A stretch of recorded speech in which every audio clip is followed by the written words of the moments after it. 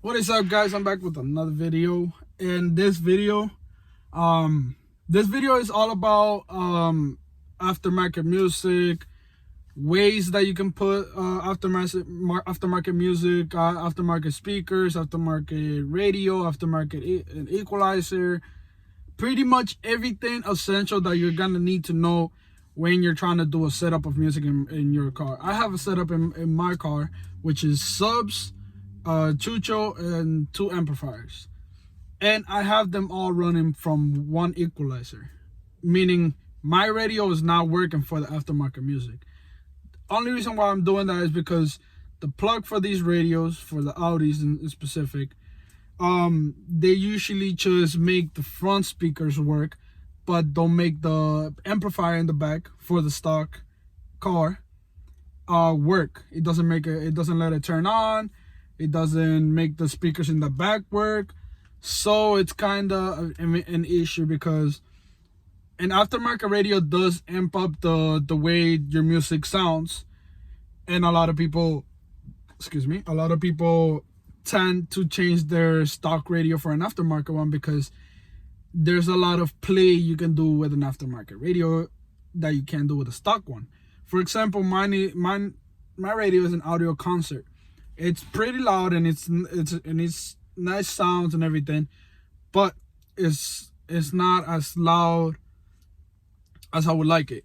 I'm a music kid. I like loud music and everything like that. So it's hard for me to be fascinated with the stock music in this car. So I mean, there are plugs that you can connect to these radios that make the amplifier in the back work, and all the speakers all around, but they're very expensive. They're like $150, $150. And honestly, I'm not trying to spend $150 for cables. I'm not.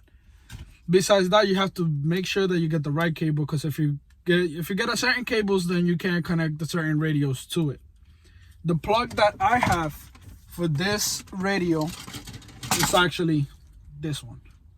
This is the plug that I was using when I first put music in this car, and this connects to the plug that goes connected to this factory radio.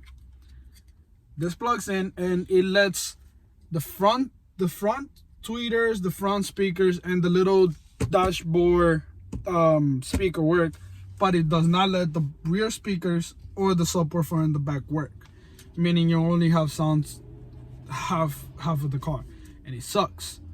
This is one of the plugs that you can get. It's cheap. It's like $5, $10, depending on where you get it.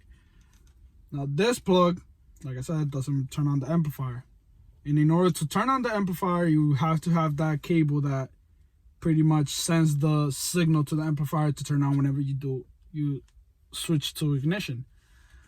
But I'm not buying a cable that expensive, and I actually took it off because I didn't like how it sounded. I mean, yeah, sure, I had aftermarket music, but it would honestly bother me every single day, because I honestly like the stock music. It sounds pretty good, so I didn't want to damage it and stuff like that. So I just took off the radio and I left it stock. Now this video is how you can set up music without having to remove the stock radio and having to put an aftermarket radio in it.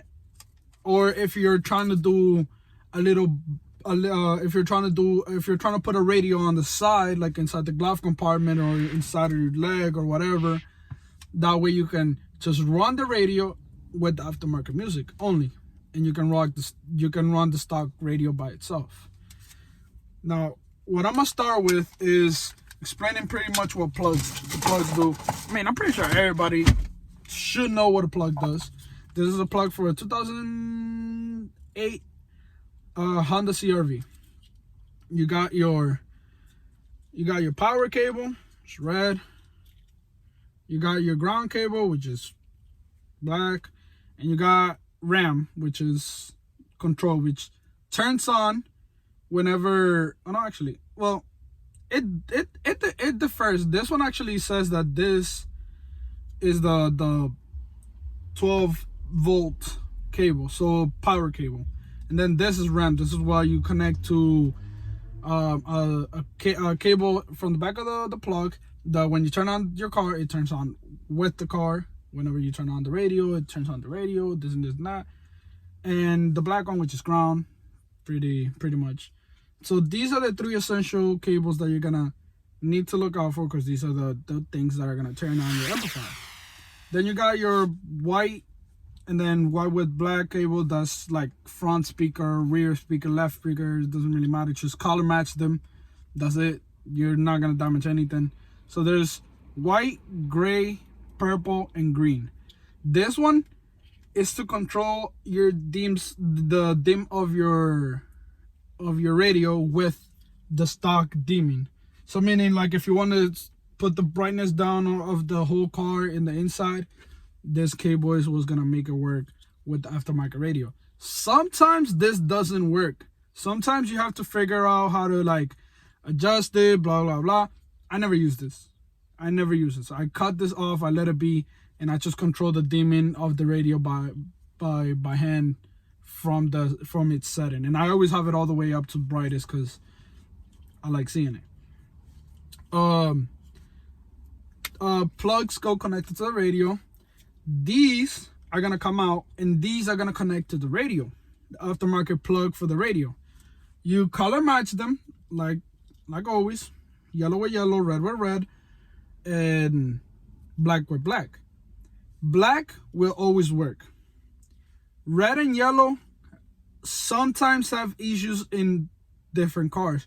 You may connect these three with the same colors and they don't turn on the radio. Sometimes you connect ground and yellow and it gives it power, and you hear the little insides turning and everything, but you will notice that your radio doesn't light up.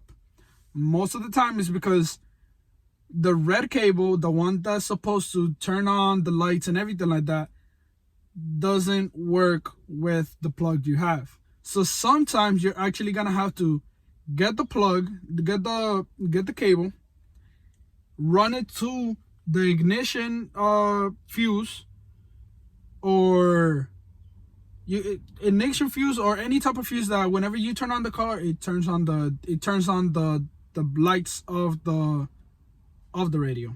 That way you actually can see what you're doing, obviously. So when this fails and it doesn't work, sometimes the radio, like I said, it'll feel like it's moving, the interior stuff is moving, but the lights won't turn on. This is because most likely one of these two cables. What you can do, one of the first things you can do, is actually connect these two together, like so. You connect these two together, and then you connect the red cable from the aftermarket, from the stock one, the red one or the yellow one. Now what will that do is actually force the radio to turn on and have the lights on constantly. Mind you, it will keep your radio on constantly. So unless you can take off the head of the radio off, your radio is gonna be staying on the whole time, forever, until it pretty much dies. So whenever you do this type of setup, you're sending current power to the radio, meaning it's gonna stay on. Again, I like repeating myself because I like it to be known. So if you do the setup, you're on the risk of shutting off your car and your radio is gonna stay on, unless you have a aftermarket radio that the phase comes off. You're not gonna be able to shut off the radio. But if you do have one, then you're in luck, because you can just take off the mask and it's pretty much like the radio is off. No lights, no nothing, so your battery is safe, it won't drain, and you know, at night you won't see the bright light that it's in your car, like people can see it and stuff, and you know, it's dangerous. That's the first way to turn on a radio when it doesn't want to turn on. The second way to turn on a radio is by actually just running small cables, just like this or a little bit thicker, and running it to the battery, and just connecting ground with ground and these two together, which is essentially the same thing as doing it here, but you're running it straight from the battery. And no, doing that will not damage your radio. If you have a radio and you connect the plug to the back and you grab this one and you connect it to the ground, yellow and red, and you grab yellow and red and connect it to the battery, it will not damage your radio. It's a 12-volt radio. So if you connect it like this, to see if it turns on the radio, it will not damage the radio. So don't be scared to do it. Anything that's less than 12 volts and you do it, it might have an effect, but I don't think it should be. It'll be that critical, trust me. So now I'm gonna go to the stage where, how do you set up a radio by itself? How do you set a radio and an equalizer by itself without having to do it without the stock, without removing the stock radio and pretty much ruining the stock system? Or how to just connect an equalizer and just having the equalizer work by itself. Okay, these are the three ways that I do it. So I'm gonna show you guys. So in the car, there's actually a firewall. This firewall is right underneath your feet, right under there, and it is very hard to get a cable through there because it's a firewall and it has rubber, and it's so you don't no leaks can come in through there and out and stuff like that. But every car has them, and you can do this to every car. There is not a single car that you cannot do this to. And honestly, before I used to think, you know what, I don't think a cable could ever fit through there, but it can. Don't say that it won't, but because it can. I'll explain it to you how you could do that right now. It's actually located, and like I said, it's most of the cars. It's actually let me show you guys. There's no light. Let me give you guys some light. Alright, so I'm gonna show you guys. Okay, so the firewall for the Audi A3, it's actually located right here, as you can see. You just move this to the side, and you can feel the firewall right there. It's like a little rubbery place. So right next to it's all located in the same place of the car. It's always in this side. So from there, what you could do, sorry, I got a little bright there. So from there, what you could do is, what I do is I grab a cable. It could be a coat hanger, one of those metal ones. You know, open it, have it like a string. Actually, push it in through there. Don't try to use the part that still has the rubbery part collecting it, so it doesn't strip any wires or anything like that. Which I highly doubt that hardly ever happens. When you do so, you're gonna push the cable all the way in, and it will come out around this side of the car, pretty much where that big bush is in cars. That's where, and a whole bunch of cables are going into and out of. That's where the metal cable that you're trying to run through is gonna come out of. Now, from there, what you do is, I'm gonna show you guys a little bit closer. So mine actually came out of like somewhere right here. So I could actually see the cable like coming out from here, and then I moved it to over here, and then I just pulled that out, and that's the rest of the stuff I did. Now, before you yank the cable all the way out, obviously what you're gonna want to do is grab whatever cable you're trying to throw into the other side, connect it to this side, tape it up a lot, not too much, not a lot, but you know, good enough that when you pull it, it's not gonna yank the cable and just break it. So once you tape it up, you yank the cable all the way out, and it's gonna take the cable that you're trying to run from here to over there, and you pretty much do what you're gonna do. If you're gonna connect it to the power, you connect it to power. If you're gonna connect it to ground, you connect it to ground. But obviously, you're gonna connect power over here. which is what I did. And I'll tell you what these cables are in a few. So, actually, I'm gonna tell you now. So, this is actually power. This is positive. I have a fuse box. This right here is actually power too. This is what I'm sending to my equalizer to work, so I can have it turn on and everything like that. Now, I obviously put the cover on it because I don't want it to get damaged or anything. Oops.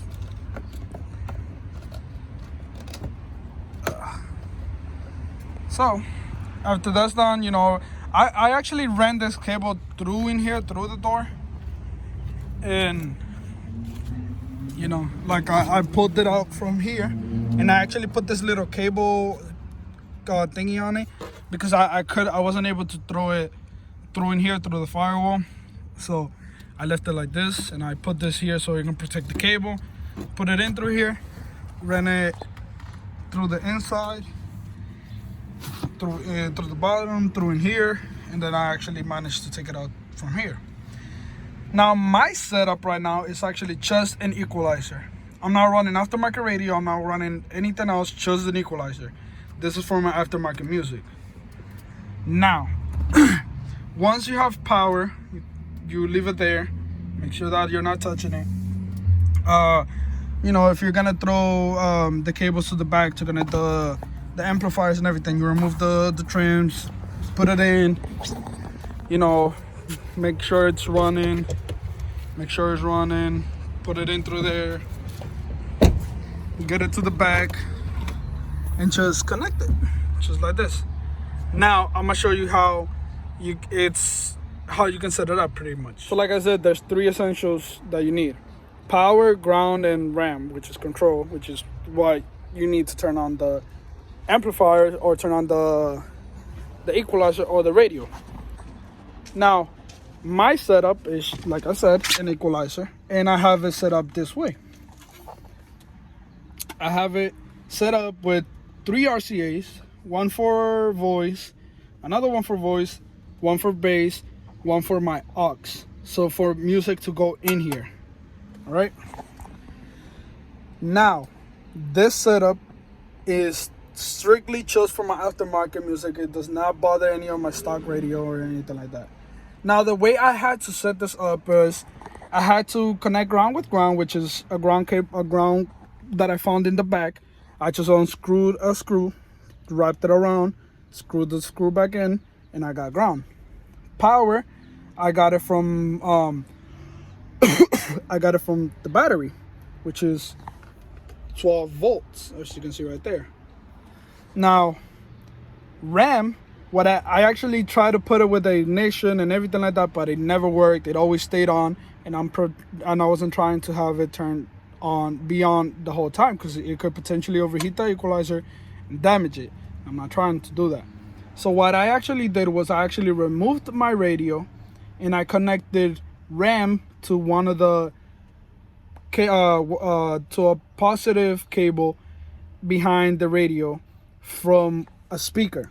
So whenever the radio turns on and it sends a signal to the speakers, my equalizer will turn on with it. So meaning if my car's off, if my radio's off, so will the equalizer and so will my music. If I turn it on, it's gonna turn on.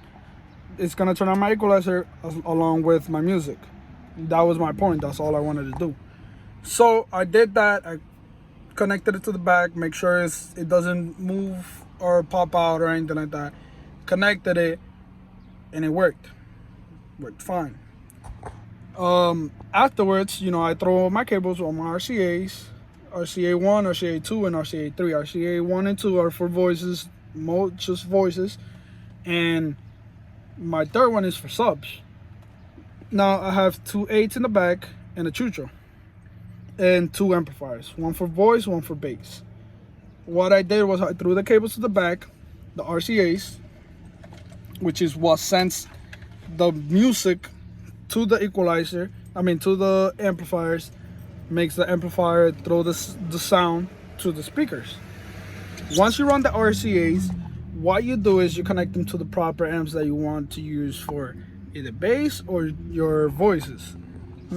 For example, I have two amplifiers, and I have one does 2 channel and one does 4 channels. My 2 channel I'm running for my bass, and my 4 channel I'm actually running for my voice. And they are both working perfectly fine. They don't overheat or anything like that. They're not really powerful amplifiers either.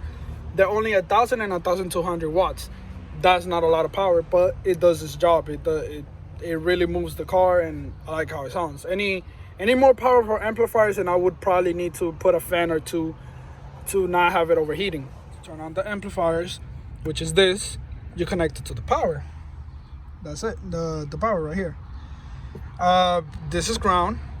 This ground, you actually get it from somewhere back here. You can remove everything and just remove the trims. Make sure you see a screw that is good with ground. You know, screw it around. Make sure that you get metal so you can actually get good connection. Screw it back down, and that's your ground. RAM, which is to control it to turn on, I actually have it sent to the equalizer's RAM, which is to control it. So whenever my equalizer turns on, my 2 amplifiers actually turn on. So that's the way I have it. And like I said, I have it set up like that is because I don't wanna mess around with the factory radio and the factory music. So I do that. So whenever I want to actually run my stock music, all I have to do is just connect the aux, and I'll be fine. If I want to connect my aftermarket music, all I have to do is connect it, and it runs. For example, I'll show you an example right now. So radio's off, equalizer's off, car's off. If I turn on the radio, like so, the equalizer will turn on, and so will the amps in the back. I'll show you right now.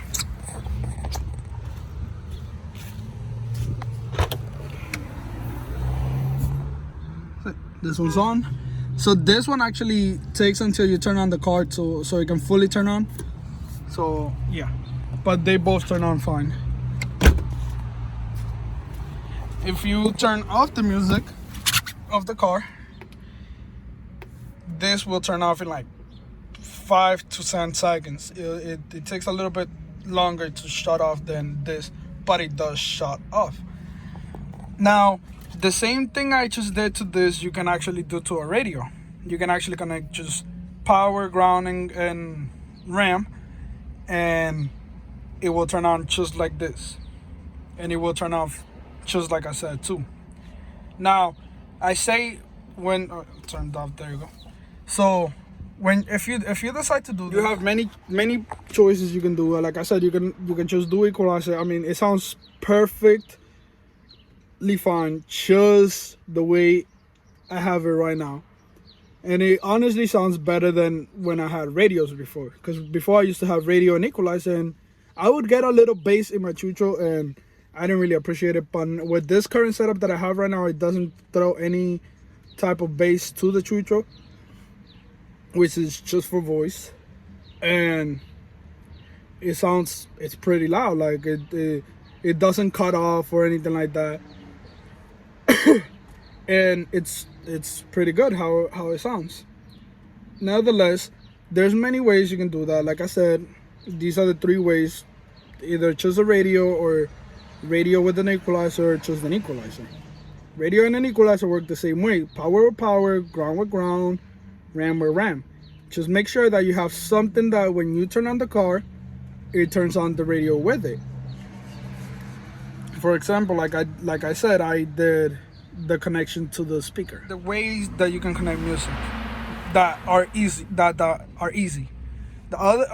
other easy way that I would say is just get a plug that works with the radio, and just get an aftermarket radio and do the same thing that I'm telling you. But if you're not trying to spend that much money and you're just trying to get a little nice setup, then this would be the thing that you can do. Now, this works with any radio. Nice Chevy. This will work with any radio. You can legit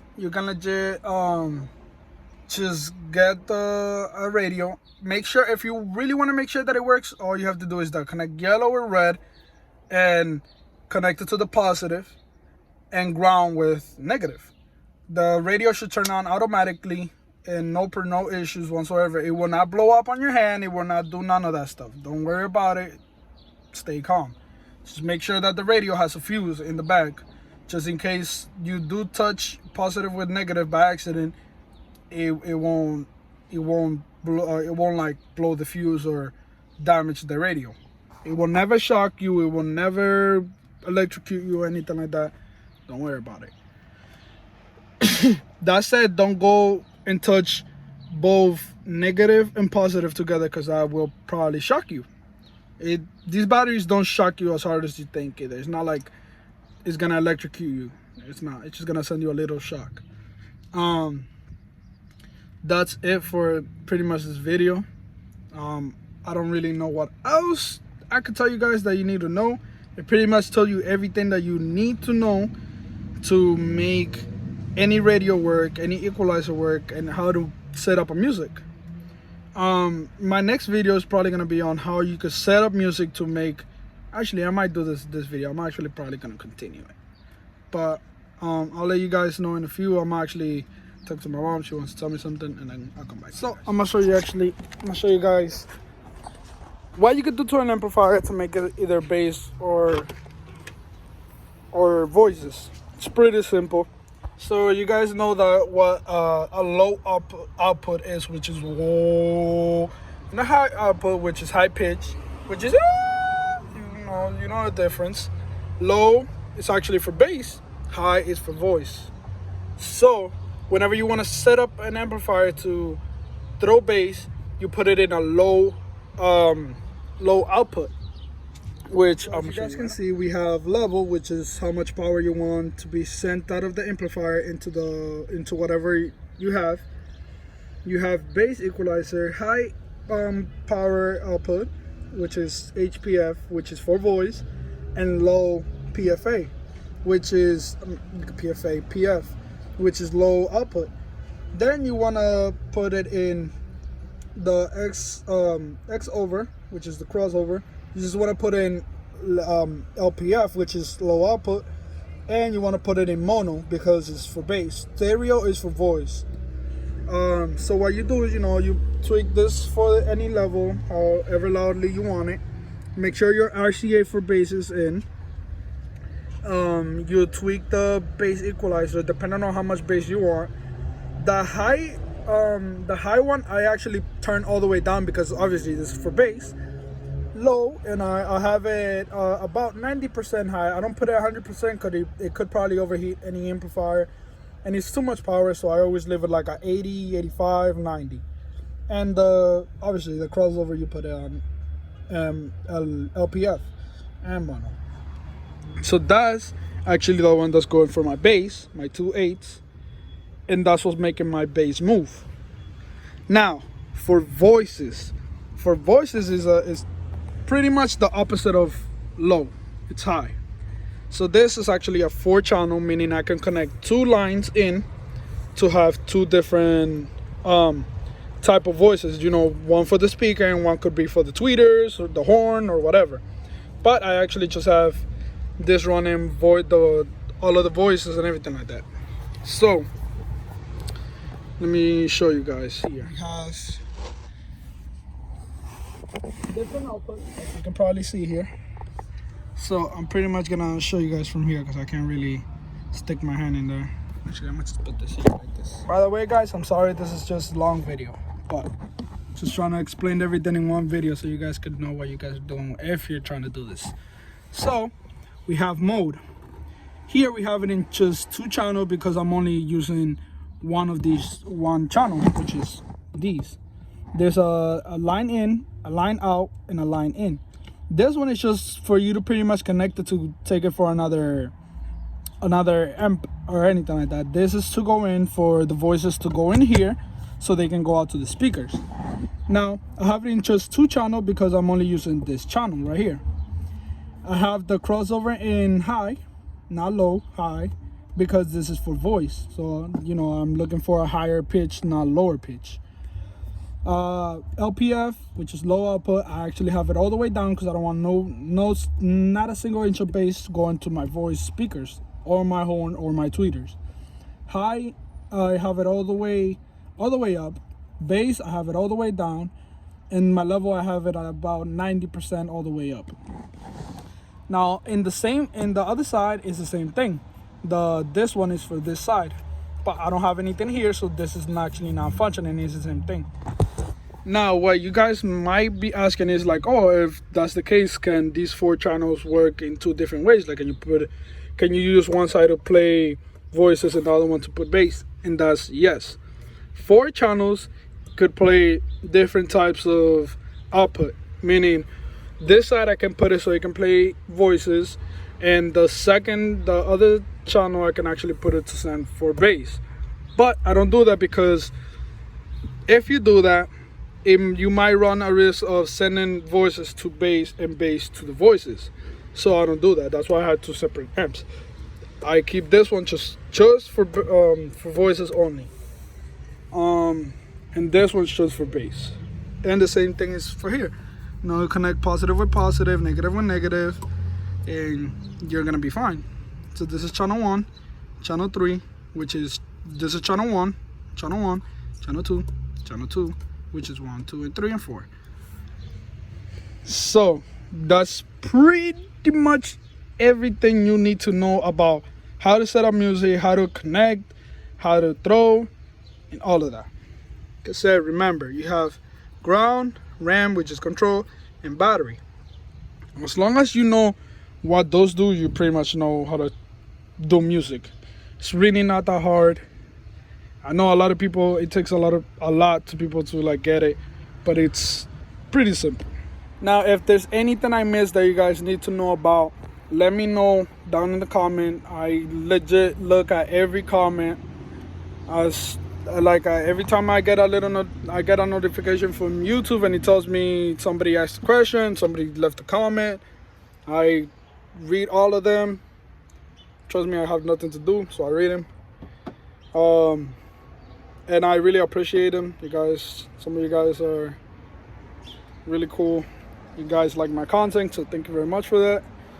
And yeah, if there's anything you guys want to know that I missed, that you guys need to know, or anything like that, just comment it in the comments and I'll get back to you as soon as possible, which is pretty soon. I don't really have anything to do, so I do it ASAP. But yeah, that's pretty much it, you guys. Check it out.